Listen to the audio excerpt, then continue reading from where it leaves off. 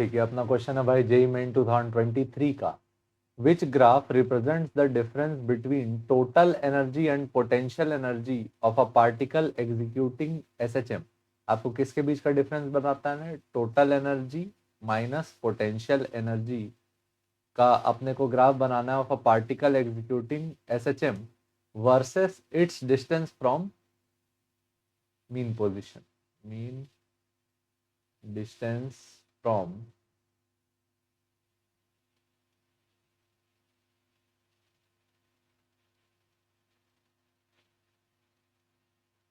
Mean position.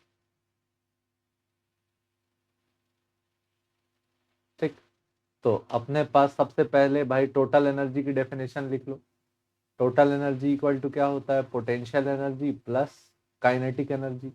तो potential energy अगर इस साइड चले गया तो total energy minus potential energy represent क्या करता है? ये याद रखो, क्या रिप्रेजेंट करता है? Kinetic energy.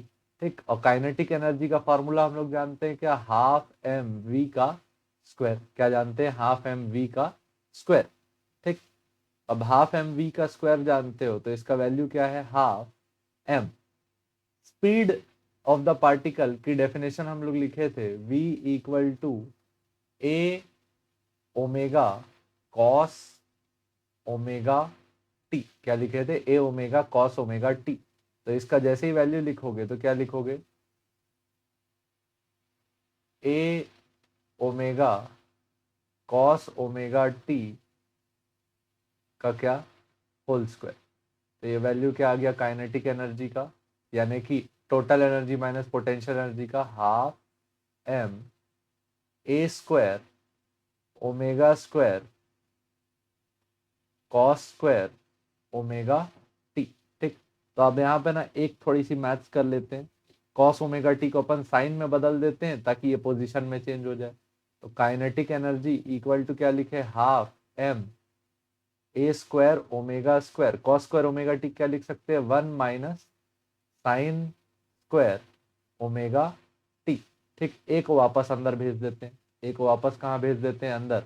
तो काइनेटिक एनर्जी का वैल्यू क्या आया? Half M omega square A square minus a square sine square omega t. अब एक्स का वैल्यू क्या होता है? A sine omega t. इसकी जगह डाल दिए तो काइनेटिक एनर्जी का वैल्यू क्या हो गया? Half M omega square A square minus A sine omega T का क्या? Whole square. इसकी जगह एक्स लिख दी तो काइनेटिक एनर्जी का वैल्यू क्या आया? हाफ एम ओमेगा स्क्वायर ए स्क्वायर माइनस एक्स स्क्वायर। क्या आया? ए स्क्वायर माइनस एक्स स्क्वायर। और काइनेटिक एनर्जी क्या था? Total energy minus potential energy.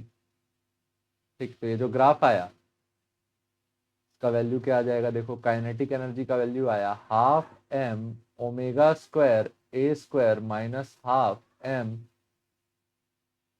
हाँ 2 मिनट ना, half M omega square X square. ठीक, तो यहाँ पे अगर आप अलग अलग वैल्यूज पुट कराएंगे, जैसे x इक्वल टू आपने पुट कराया 0, x इक्वल टू 0 पुट कराने पे ये टर्म 0 हो जाएगा। तो काइनेटिक एनर्जी का वैल्यू क्या आएगा? हाफ एम ओमेगा स्क्वायर ए स्क्वायर। जबकि आप अगर इसकी जगह x equal to A put करेंगे तो x equal to A put करने पे वैल्यू देगा kinetic energy equal to half M omega square A square minus half M omega square X की जगह ए स्क्वायर। ये टर्म कितना हो गया? 0। मतलब कि जब हम लोग x इक्वल टू 0 पे थे तो एनर्जी कौन से पॉइंट पे थी? अपने मैक्स पॉइंट पे थी।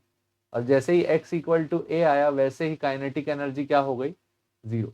तो यहाँ जो ग्राफ बना वो कैसा बना? कुछ ऐसा बनना चाहिए। ये जो पहला ही शेप दिया यही सही लग रहा है।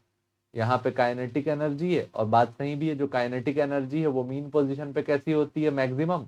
और एम्पलीट्यूड पे जाके माइनस ए और प्लस ए दोनों पे ही काइनेटिक एनर्जी क्या हो जाती है? 0। ये काफी डिटेल में सोचा हमने और डिटेल में सोचने का एक नया तरीका अनलॉक किया। बाकी आप समझदार हो। देखने के लिए धन्यवाद। आंसर चेक करा देते हैं। ठीक, जय हिंद भाई।